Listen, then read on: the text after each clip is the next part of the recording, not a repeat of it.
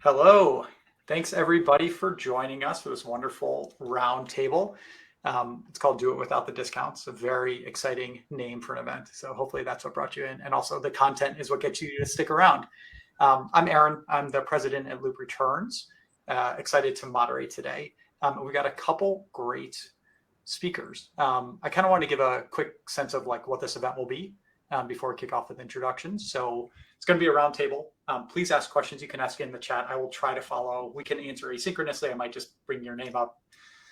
I don't know. We'll figure out how that piece goes. But so far, we've always been successful at that piece. So please don't be shy about asking questions, and we'll try to get to everyone. If we can't, we'll share stuff afterwards.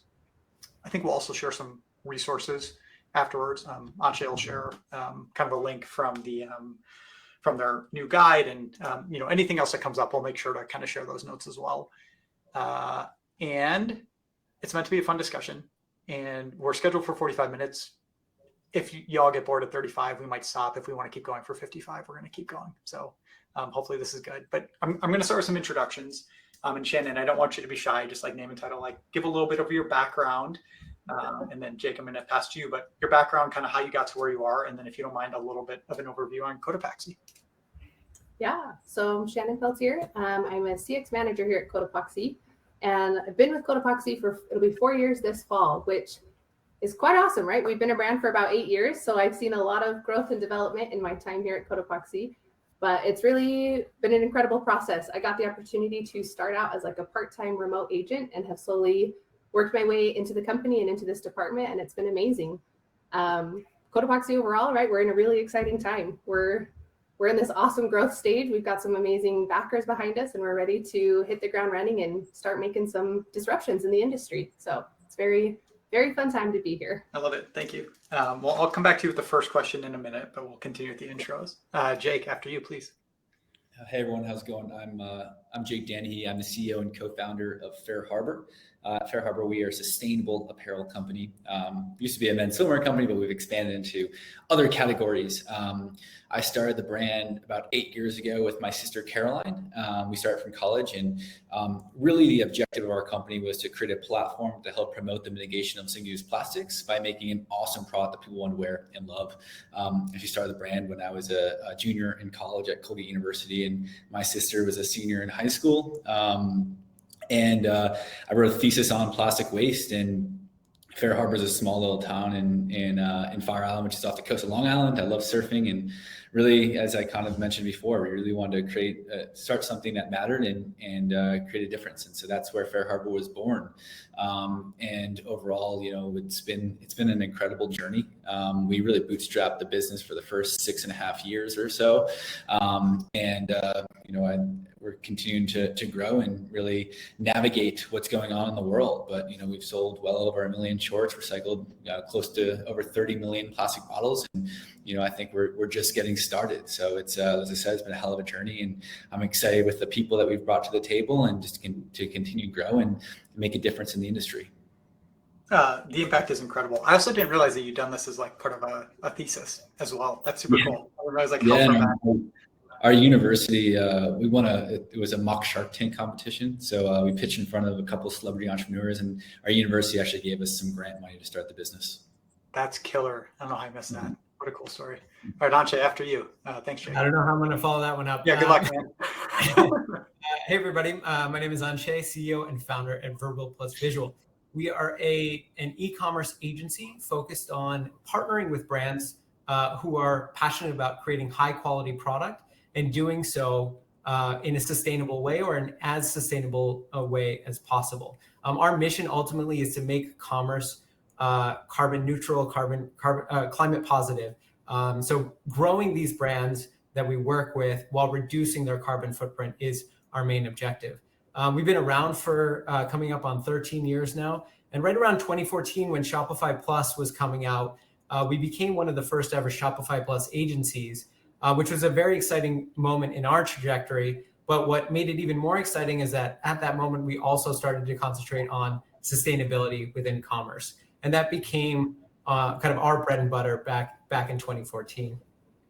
Since then, we've worked to become climate neutral certified ourselves and offset all of our own carbon emissions, and work with a handful of brands who we fundamentally feel values align with. In addition to that, we put out a sustainability best practices guide for direct-to-consumer brands. So we're excited to talk about that today as well. Sorry, as I unmute, I was actually just going to go put that in the chat. But Anshay, do you mind just putting the link to that in the chat so people can see it if they want to download it? Because it's got so much great content. Okay, cool. This is great. I'm going to give a quick intro as well. So I'm at Loop Returns, right? But I've started 3 companies. One was a consumer brand. One was a company called Passport that does international shipping for consumer brands. But my first startup was a sustainability company, and it was a terrible business. But I learned a lot, and I dove in, and that was I learned more about how to be an entrepreneur than maybe like how to build that type of business. But actually a passion of mine. So I'm really honored to be with the 3 of you and kind What of was the brand? each of your companies. It was called Refill Revolution. We were trying to gamify sustainability on campuses. So started at Berkeley and then was going to go corporate and never did much of anything. My biggest lesson learned was 4 MBAs, none of whom were technical, is not the right founding team for a startup. So there it is. Well, you're doing it in the right place, at least at Berkeley. Yeah, that's right. I think I was drinking too much of the water. So there it is. Anyway, so thank you all. Shannon, I want to start with you. And before we kind of dive into more tactics, maybe just like when we talk about sustainability or you talk about Cotopaxi and like how you all think about sustainability, what should we think about? Is it supply chain? Is it carbon neutral? Like, what does it mean to you all? Yeah, I think that's such a tricky question because, again, my exposure to sustainability here at Cotopaxi is that it's truly the lens in which we operate and evaluate everything within our brand, right? We evaluate our supply chain through a sustainability mindset. We approach the way we launch our products, the way we're approaching, how we explain our fit, we educate on our mission. I feel like it truly is such an integral part of our business. And there's definitely areas where we are more successful in it or have done more work in a sustainable mindset where we're very excited to announce that in 2021, right? We did become carbon neutral, which was a huge step for us as a business. We were very excited to hit that milestone. But as well, right, we evaluate our supply chain currently, where we're really trying to focus on what are we doing to make sure that we can help that become a more sustainable practice and approach that way. So I don't know if that necessarily answers it, but I feel like it truly is the lens in which our whole business is evaluated. No, I think it's like you talk about any startup or it's like your core values should be, if done right, is how you make decisions. And I think saying it as the lens through which I know later in the discussion we'll talk about things that brands maybe who aren't looking through the lens of sustainability with everything they do, kind of some early tactics. But I did want to quickly follow up on a question, and I'm blanking on the name of the gear, but one of the things that you do, which I think is really cool, is you use pieces like, what I'm going to say. Can you? Yeah, so it's our remnant fabric line, our Del Dia line. Yep. And that's what we launched with, right? Back in 2014, that was our first product. So we went to manufacturing plants, we purchased their scrap material, and then we used that scrap material that was headed for landfills to recreate one-of-a-kind pack designs, right? All the way down to zipper pulls, zipper tracks. Everything is designed by the manufacturer who is sewing that pack together, which is really cool. That one pack is never alike. And when we launched those packs, I think we launched 100 packs at first. And cool story, right? We sold out within, I think, 36 hours from launching them. And so we kind of, it was eye-opening to us that there's a need for this, there's a want for this. And it's been really our bread and butter for a long time is this Del Dia remnant fabric line. Thank you. Yeah, that's exactly what I was looking for and kind of scanning again last night. I think one of the things that's a takeaway for me for any brand is you don't need to have every product be the same and every product be perfect. If there's a real story and a genuine story behind it, I think it's cooler to buy something that's one of a kind, right? I'm not saying that's kind of run-of-the-mill. So, all right, thank you. Jake, similar question for you. You gave a little bit of your background and how you guys started, but what are the decisions that you're making? How do you think through the sustainability side as you're building the business? Yeah, that's a great question. And so it's really fundamentally why we started the business. Just to give a little bit more background, my sister Caroline had always been super into fashion. She even had a fashion blog since she was in middle school called Cakes, Cookies, and Cardigans. And funny, small little anecdote, her bat mitzvah theme was sustainability. So she had all this furniture made out of cardboard and old magazines and stuff. And she was always a resident tree hugger with the family. I was a bit different. Mine was hockey and lacrosse. I was a late bloomer when it came to sustainability and really caring about this stuff. But always loved the ocean, always loved surfing, and Fire Island. Something really interesting about Fire Island and Fair Harbor in particular, it's a glorified sandbar.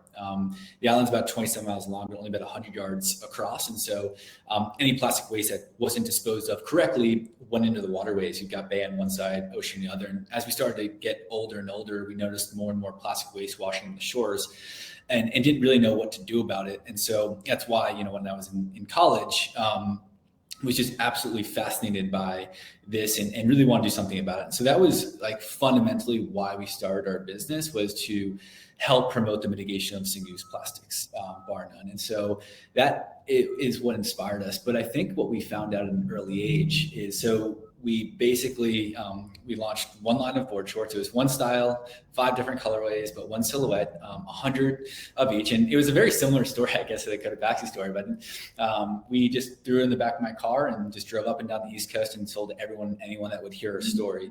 But the thing that, I realized from day one is, with sustainability, it can only get you so far. You have to have a great product that people actually want to use and solves a problem. And so we learned that back in 2015, the summer that we launched the brand.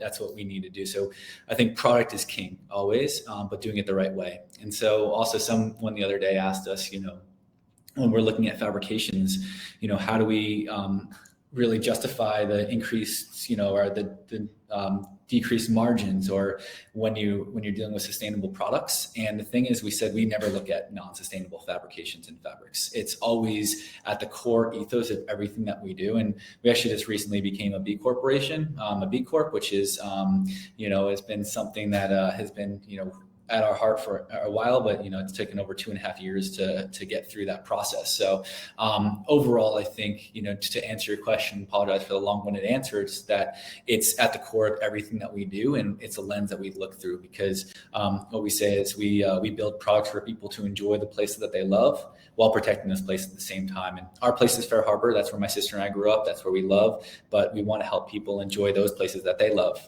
wherever that may be, whether it's a local watering hole, whether it's a lake, whether it's a river. That's what we're incredibly focused on.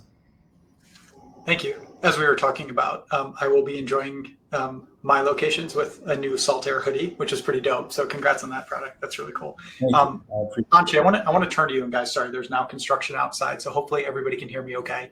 I want to turn to you for a minute, a little bit, like you see, instead of one brand at a time, you see the breadth of brands, right? And so maybe you can share a little bit about what you're seeing some of the best brands do on the sustainability side, or where their focus is, if it's like, the brands who have it as like a core part of their ethos versus the brands who are trying to find their way with it. And then maybe we can dovetail into, we have folks on this call or who are going to watch the recording who don't look at their business through the lens of sustainability. So like any advice you have, maybe tools or tricks. That was an extremely long question. Let's start with the sustainability angle that you're seeing from brands, and then we'll move into more of the tactics. Yeah, absolutely. So I'll zoom out first, and then we can zoom into the sustainability lens. So when we're looking at working with a potential client, a retail brand, we are looking for a few things. We're looking for them to have been founded within the last 20 years, because naturally there is going to be more of a bent towards sustainability. We are looking for high quality product creation, right? You just said that product is king. Jake, you were just saying that, right? Product is king. We look for the same factors with the brands that we work with. We also look to work with fewer brands and better brands that are really passionate about all aspects of their business and the life cycle of their products. The reason we do this is because we want to work with the brands that are the retailers of tomorrow, the retailers of 2030 that are thinking about how retail is going to actually function, 8 to 15 years from now, and do so in a way that they're also on a track to become market leaders, right? And we are here to help them grow on that journey. So those are some of the characteristics we look for. So off the bat, there's always or already some interest in sustainability in some way, shape, or form.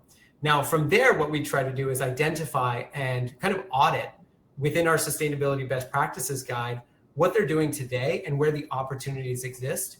And to do that effectively, going back to product is king, we need to make sure the work that we're doing to design and build a site that is effective and messaged well and sharing the brand story ultimately results in their growth as a business. Because if it results in their growth, they are then becoming the market leader of tomorrow. And while doing that, we then have to simultaneously work in how do we focus on sustainability. And I'll get into some tactics that we work on in just a moment. But how do we work in the sustainability piece while delivering a return on investment for the brand? So it's this question that keeps me up at night. How do we grow these brands while reducing their carbon footprint? And it's a really challenging question, and it's the one that drives our entire company and agency. Now, some of the best practices we have in the guide are centered around things that are low-hanging fruit. So things that will improve your bottom line, and things that you can do and implement relatively quickly. One of the core examples I always go to is fit. Oftentimes people will be buying 2 products, different sizes, because they're just not sure, are they going to get the right size? Now, if you think about the wear and tear on the environment from just buying those 2 products, first off, you're going to buy those 2 products, you're going to try them on, so there's a shipment there, there's extra manufacturing that goes into those products in the first place, and then you have to ship them back, or what do you do with that return? That's where Loop comes in on the exchanges, right? But if you bought 2 things that are the same product and different sizes, you're probably only going to keep one, most likely, statistically speaking, right? So that's a very kind of rudimentary, but great example of a way in which we can reduce the wear and tear on the environment, because you're reducing manufacturing costs, you're reducing shipping costs alone from having a good fit predictor on your site. We're also looking at how do we then take those products, let's say you do buy 2, how do we then take those products and resell them? So re-commerce is something that we are pushing with all of our clients right now. We work with third-party services such as Recurate and Trove to make sure that we are instituting this re-commerce as effectively and efficiently as possible. Last thing I'll mention is for a lot of our brands, they have stores. And so how do we utilize stores as not just stores, not just retail windows, but how can we utilize them to, for example, buy back a product and actually fix up that product in the store, in the back of the store, and then resell it and have a section focused on sustainability. So these are the ideas that we're presenting to our clients and to our brand partners ultimately to help them create a truly circular economy. So much. That's great. There's like so many threads I want to pull on in that. So thank you. And we'll come back to a handful of those. Shannon, I want to turn to you for a second and think more on the tactics perspective. Let's say that you're never going to leave Cotopaxi. We know it. You love it. It's wonderful. But if you were to go somewhere that is like good meaning humans who haven't built their brand through the lens of sustainability, and you were to say, okay, guys, here are some of the first steps, or here are the things that we should go analyze at the start, where would you look to try to make a brand more sustainable? Is it you find partners? Is it you look at their supply chain? How would you think about it? Yeah, I think just pulling from the experience I've had at Cotopaxi, a lot of what I feel like we have done is, again, educating our customers on who we're accountable to and why we're accountable to those people, right? So again, like Jake mentioned, being a certified B Corp, right? Like having our business operate under those best practices and letting people know that like we are being held accountable and we have to hit certain standards in order to operate as a business. If we don't hit that, we don't operate, right? So it's like, we're not just pushing a sustainability front, we are living it. It's in our bylaws, it's integrated. But I think there's a lot of partners out there that go a long way for a business to say, hey, we partnered with this person to tackle this project. And they are keeping us accountable on that front.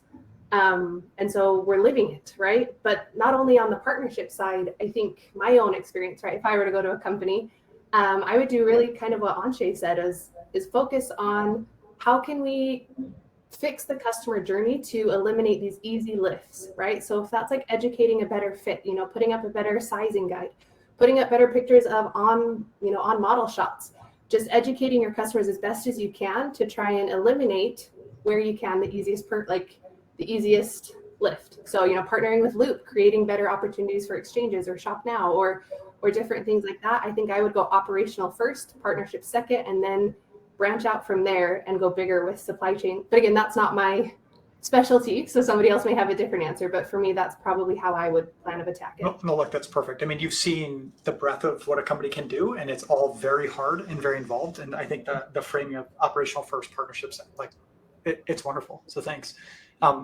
Jake, similar question to you, right?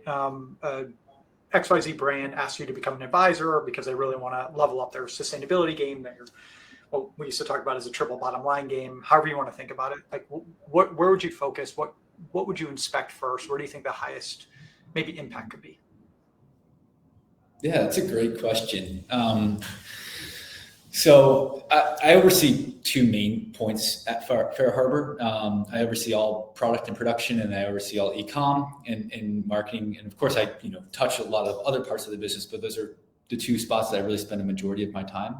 And so I would say at the end of the day, and I thought it was really interesting what you're saying about fit and returns, because I keep going back to product. I think you really need to focus on product. If I was going to advise a brand, and when I do talk to brands, it's understanding to focus on product and start, with the end in mind in terms of what makes your product different, what is the product market fit, and then how can you make it better? How can you distinguish yourself in the market? And at Fair Harbor, we think about product, we have product thesis. Number one, everything needs to be sustainable. Number two, every product needs to solve a problem. And number three, every product needs to tell a story that can be understood in a matter of seconds. And the reason that we have that is because people's attention spans are milliseconds these days. And so you have to capture their attention with a product solution. And then also the product has to live up to that expectation as well. Because, people can spend their dollars in so many different places now. And, commerce is at your fingertips. And so you have to, number one, capture these people's attentions of why your product is different, what makes it different, and then make sure that the product actually stands up to that as well. And so from a sustainability standpoint, like it is, I remember back when we first started, people were talking about sustainability as a trend, but I always just say it's a movement, and it's really come to fruition now. It is a movement. You kind of have to start with sustainability. It's a kind of non-starter at this point. And so I would say, number one, yes, focus on your supply chain, really build that supply chain, focus on product, and then how are you going to sell that product, and make sure that your customers understand it in a matter of seconds, because that's all you really have to get started. I love it. A couple of themes I'm hearing, and just like maybe some other thoughts that we have on our side is, one is on the production side, right? Jake, the perspective of, like, you want to build the right product that somebody's going to wear. But we always think about it like, you need to understand why somebody's returning a product or doesn't love a product. Even if they keep the product, why they rate it a 6 out of 10, not a 10 out of 10. So you can make it better for the next person, so you fewer returns. Right? Like, if we do our jobs right, we should work ourselves out of returns, right? Like, which is a weird thing to say, but what we really want to do is make sure that, like, people get the right product. The second one, which you each have kind of hinted at, is around recommendations. Where we think about fit. And Anshay, when you were talking about like people buying multiple sizes, right? We talk about it as bracketing. You buy a small, medium, and a large. You're not sure which one you're going to take. Or you get 9.5, 10, and 10.5 shoes, right? Knowing that you're going to return, and when you're returning, it's creating, like, obviously there's like the emissions of the shipment, but it's also painful for a brand from a just a core P&L perspective, because inventory is out. You now need to manage that cash, and right. So that's painful. So we think a lot about how do you create recommendations, not of something that somebody will purchase, but of something that somebody will keep, right? Because like, you'd rather have like a lower conversion rate with no returns than a higher conversion rate with a bunch of returns, right? Anyway, just wanted to share just kind of like some of what I'm hearing from this group, which is pretty nice. Anshay, I kind of want to spin it back to you as well. Anything that you're hearing from Shannon or Jake around like easy tactics, or like if you were to go in and like spend a couple hours with the company, be like, here's where I would inspect. Yeah, I mean, I think some other areas that haven't been discussed, because those were all fantastic. And I do think, Jake, I really liked your story around your first group of sales where you produced 100 in X number of colorways. I think that's a really smart way to go, producing small batches in the beginning of your business, and then proving the model, making sure the product is working and that it's solving the problem, as you mentioned. And then from there, taking it and growing and expanding the brand.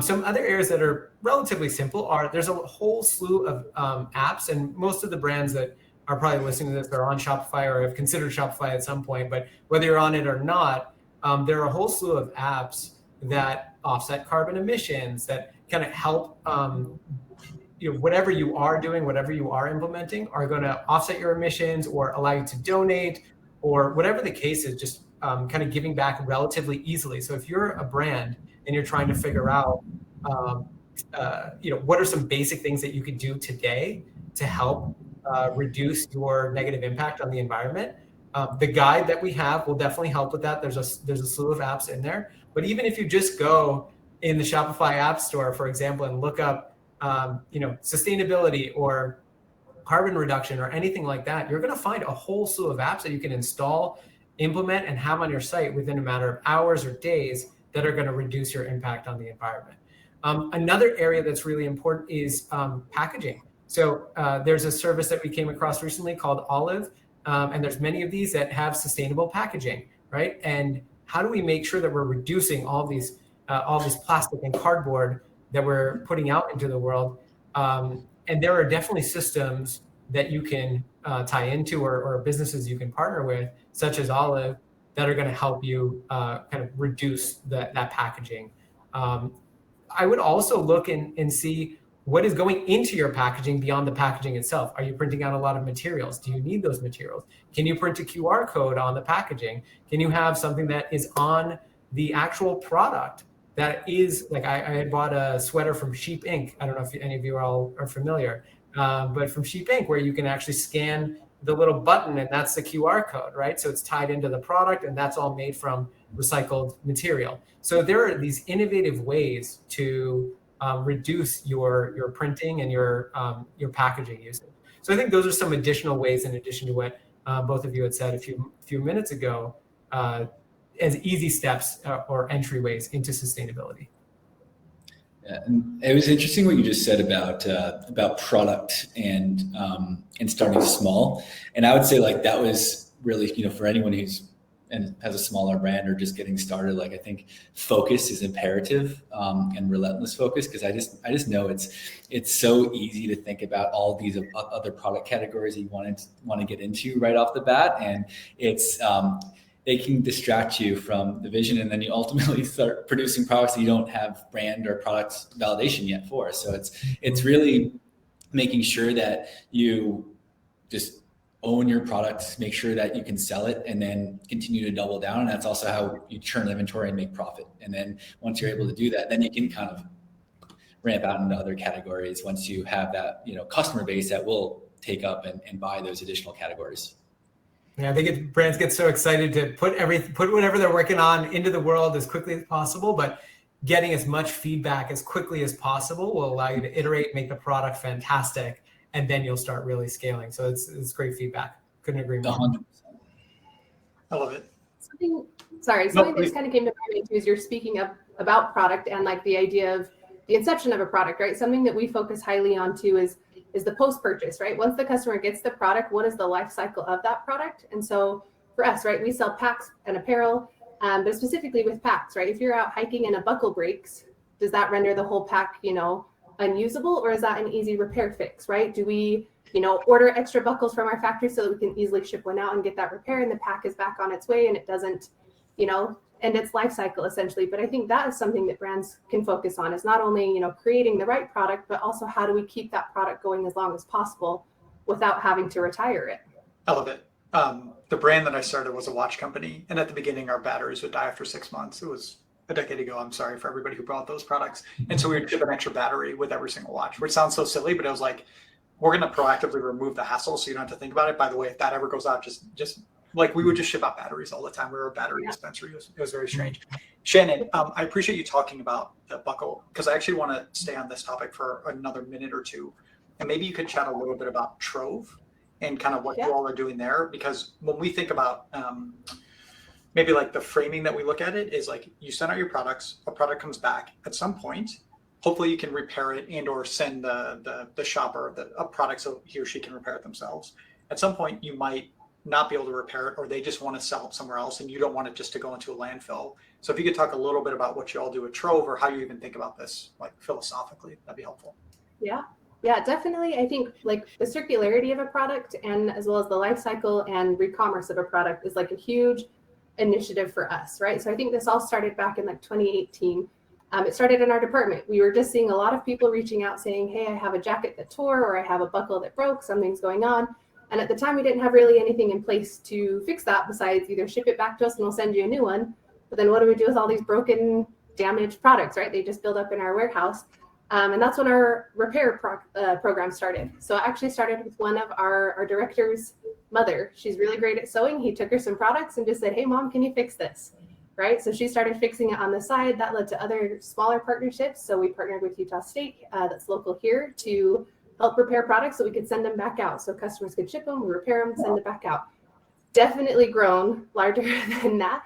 And that's when we brought in Trove. So not only is that we still offer repairs and warranties, but if you hit an end of the life cycle with a product where you're like, man, I just don't love the color of this puffy jacket anymore, or you're hitting a point where you just don't want it, right? Trade it back in. We partnered with Trove to create a trade-in program where they can go online, select the product they have, ship it in, and get a gift card to repurchase something different from the site. Those products are then cleaned and then resold, right? So if somebody does want the puffy jacket, doesn't want to pay the full price, here's a perfectly great jacket that, you can buy at a discount. But even then, right, we do want to expand that. If there's a product that's just so damaged and so past saving, right, we want to find a life cycle for that, right? Can they ship that in? Can we disassemble it? Can we use, right, that area that we thrive in, that Del Dia remnant fabric idea of, can we make other smaller products, right? Can we use this fabric towards something else? As much as we can keep things out of landfills and just going to waste, that's what we really want to work with, the partnership on Trove and just our whole re-commerce thing on. I've seen a couple of brands recently launch something like, hey, if you bring in an old pair of shoes or an outfit, whatever it is, we'll give you $30 or $50 or whatever it is. Just, I'm sure that like there's multiple facets to that. One is obviously get the customer back in store or online and shopping again. But the remnant piece is a big deal, and or just like making sure the end of life of the product is good.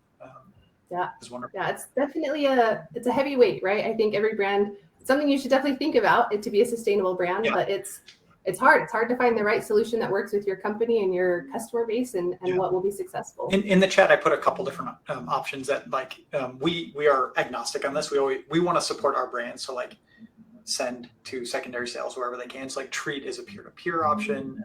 Recurate's on site. Trove does they're all different. Arrive is another good one. So just added a couple other options. And I think if anybody else wants to just add random technologies or partners in chat, please do. Jake, if you're up for it, I kind of want to change gears and actually talk a bit about Black Friday and Cyber Monday, which I'm not sure if you're aware is coming up pretty soon. So the title is about no discounts. This group is not like fundamentally against discounting, right? But if discounting is the only thing you're doing and you're not building a community around your product or like building a mission kind of around the product, you're obviously missing out. Can you talk about how you all approach Black Friday, or if you want to speak more about, I think we were talking like Father's Day is maybe more your Black Friday equivalent. Like, how do you build the brand around kind of coming up to big sales or big opportunities for you? Yeah, so we it's interesting. We're a very Q2 focused brand. As you can imagine, a majority of our product is swimwear. And so our sales really start in January, ramp all the way up until middle of July, and then it kind of ramps back up for the holidays for people traveling and going away on resorts. And so we like to say that Father's Day is a bit like our Super Bowl. But we do not discount going into it. We don't do any discounts for the first part of the year, and we only run two sales a year, one around Labor Day and then one around Black Friday, and it's just a few days. I think it's really focusing on we want to make sure that we're keeping our product at full price because of the amount of time, effort, and development that goes into that product. We do not cut any corners. We make sure, and I think to go back to sustainability, like that's a huge part of sustainability too. It's making sure that you build products to last. And so that is a big core emphasis of ours. And then it's also cultivating our community. I think a couple Black Friday, for the last few Black Fridays on Giving Tuesday, every order we remove a pound of trash. And so those days actually do just as well as our Black Fridays. And over the past few years, we've removed thousands and thousands of pounds of plastic from the environment. And it's actually like we take our team out to this place called Ferry Point Park, which is under the Tappan Zee Bridge, and we just remove as much trash as we possibly can. The reason that we do that is because we want to show our team members and our community what actually happens to plastic waste and when you don't dispose of it correctly. And so I think that's something it's a lot of what we say is progress, not perfection. So how can we continue to make better decisions in our everyday lives? And so reducing the amount of single-use plastics that we use. But when you're in a big city and you make these decisions, sometimes it's hard to see the impact that they actually make. And Ferry Point Park is this place that just convergence of the two rivers, and just the amount of just plastic waste, plastic bottles, straws, bottle caps is pretty incredible. And so we really show our community the change that we're trying to make as a brand, and using our brand as a platform to help make that change. And so, leveraging Black Friday and Cyber Monday to promote that mission, and then also just being very authentic with what we do and why we do it. And so, like I said, we do go on 2 sales because it's kind of just this norm, but we reduce the amount that we do that, and to really focus on just curating great experiences and building a community around sustainability and the mitigation of single-use plastics. Thanks, man. I appreciate it.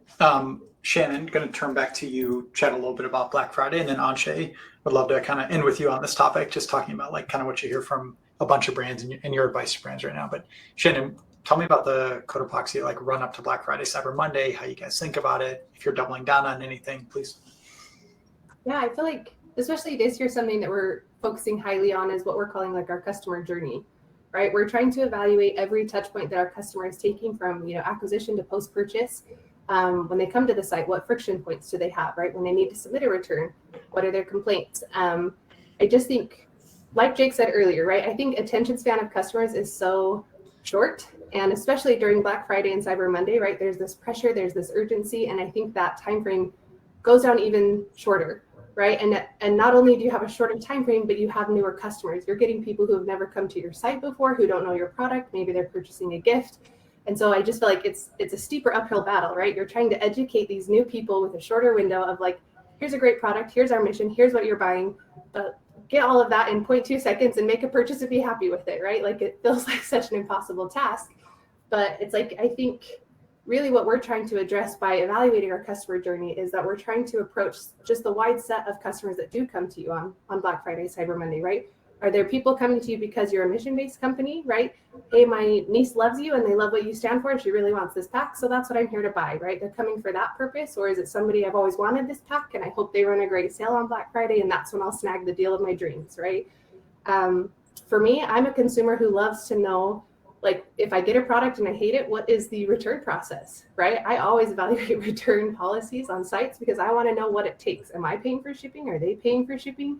How long does it take? That's what like cinches my purchase as a consumer.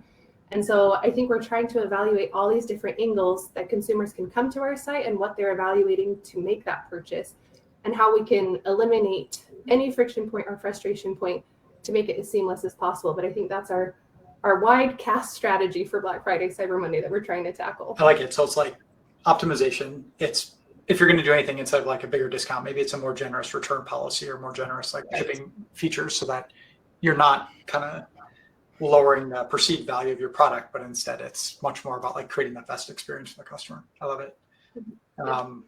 Anshay, take it away. I'm sure you've got 1,000 thoughts from 1,000 brands here. I have a couple. I think utilizing Black Friday, Cyber Monday to double down on your mission in whatever way, shape, or form that makes sense for you is a great way to go.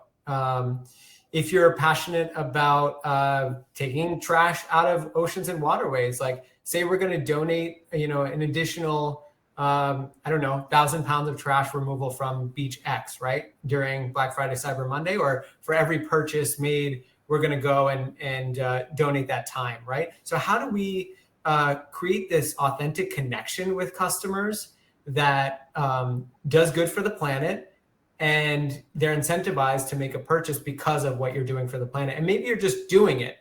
Maybe you're just saying, hey, for Black Friday, Cyber Monday, instead of you getting discounts, we're going to help the planet. We're going to support the planetary needs right now.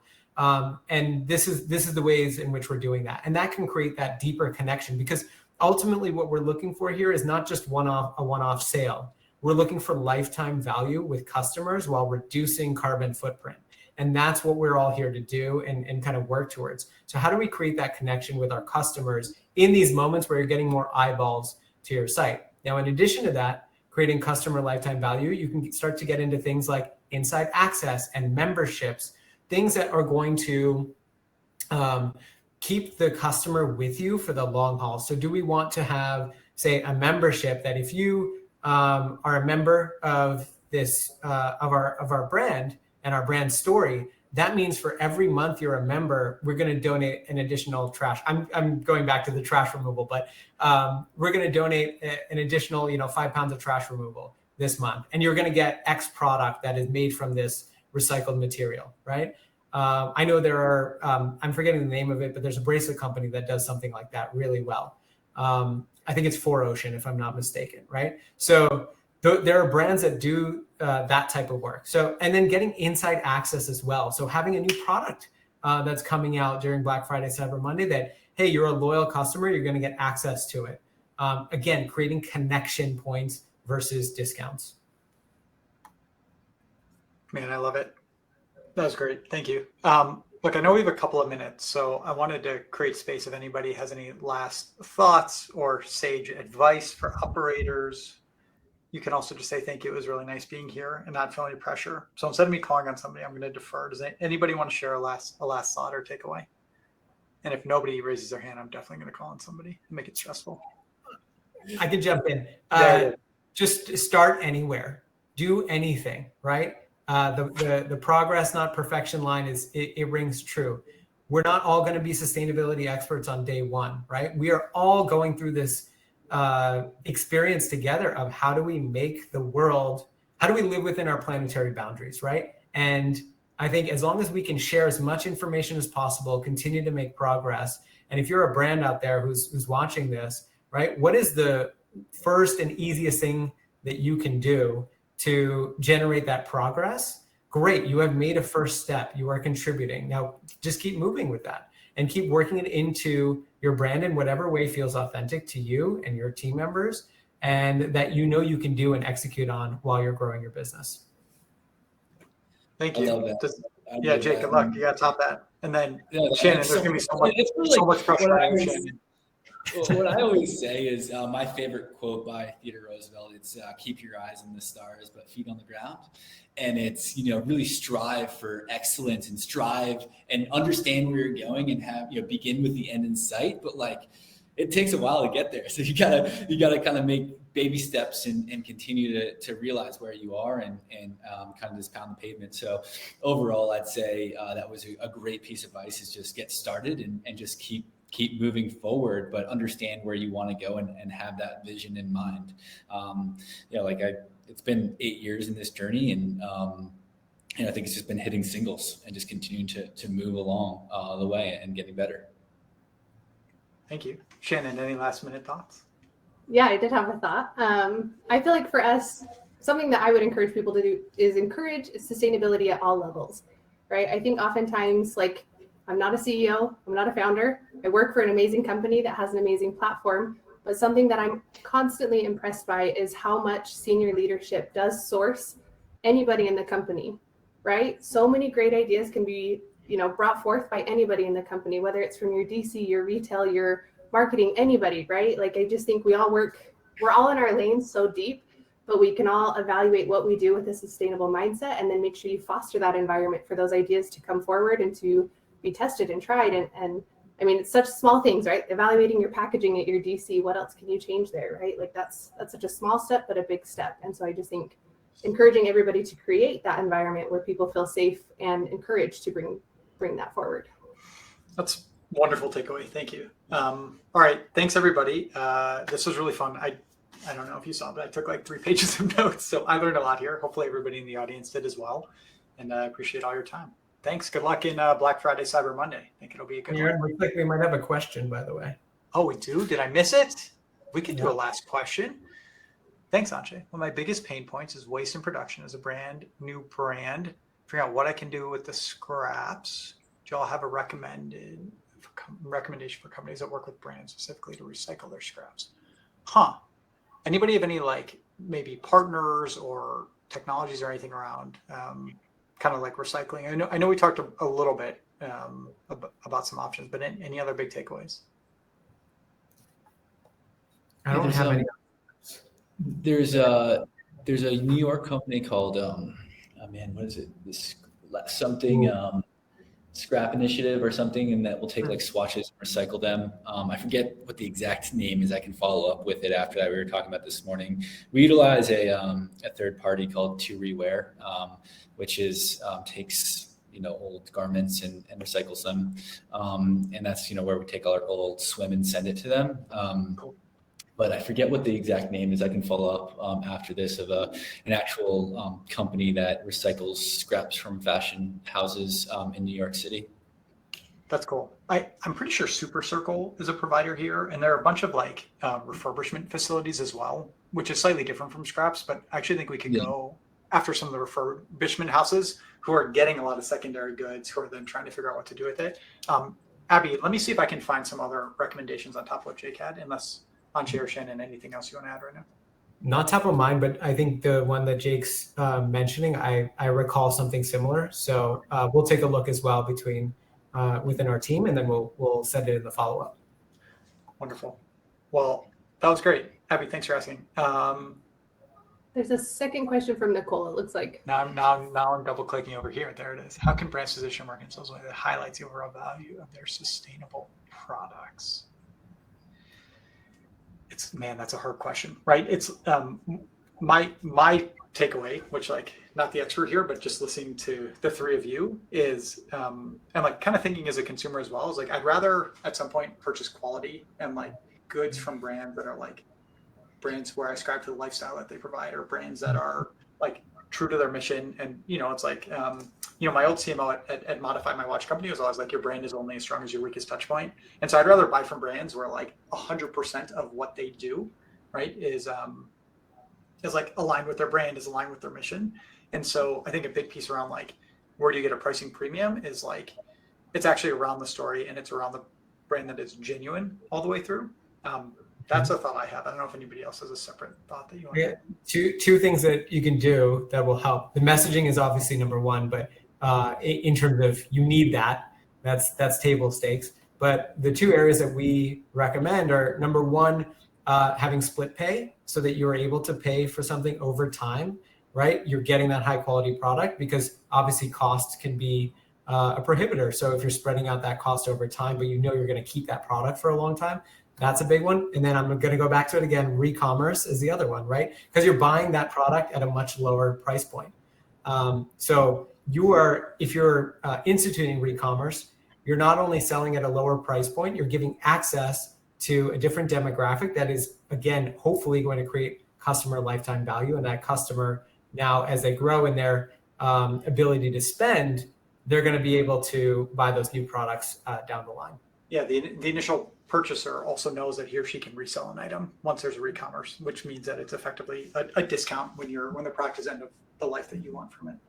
Exactly. I love it. Jake, Shannon, anything else, or shall we wrap? Up to you guys. One thing that I will say that I've just noticed as well is I think we're branching into a lot more conscious consumerism, right? Our consumers are way more aware of what they are buying and putting in their house, but agreed, right? That conscious consumerism comes usually with a higher price point. And so it's just ensuring that that story is easily digestible, right? When a consumer comes to your site, whether that's directly or through your Facebook page or Instagram page, whatever it is, that it's very clear of like what the purpose of the product is, right? Why you're selling it at the price point you are, I love what you said, Jake, right? Where it's like, you don't cut corners. There's a reason for the price, and we're here to educate you on that and to inform you and offering those options, those split pays, those re-commerce. I think that's huge, but I just think we have to acknowledge the conscious consumerism and feed them that education piece so they understand it. And then ultimately it is the long game, right? You're playing the long game with those customers. They may not buy the first time they come to your site, but they may buy the second or third time they come to your site. But then once that product's in their hands and they love it and that loyalty is built, the repeat is there, right? Gaining customers on price incentives or discounts, that's the easy way, right? Like people always love a great discount, but the repeat purchases are hardly ever there because the discount isn't always there. So to gain that customer with the full price value, I think is way more valuable, but it is a longer game for sure. I love it. Jake was saying earlier, which I think is a good way to wrap, which is like, this isn't just a trend, it's a movement, right? And so if you are a consumer today, do you believe that in 10 years, it is more likely that, you're going to care about the environment, right? If you're a brand today, are your customers going to care more or less? I think you'd be hard pressed to think that people are going to care less. And so it probably makes sense to kind of, eat your veggies now and do the hard work of building the brand and like even taking those basic steps of becoming more sustainable. So team, thank you. This was really fun. Yeah, this is cool. And thanks for last minute questions. That was great. Next time, guys, ask questions throughout and we'll get there. Like we'll stop asking our own questions. We'll get them. This was awesome. Thanks, everybody. Take care. Thanks, everyone. Cheers.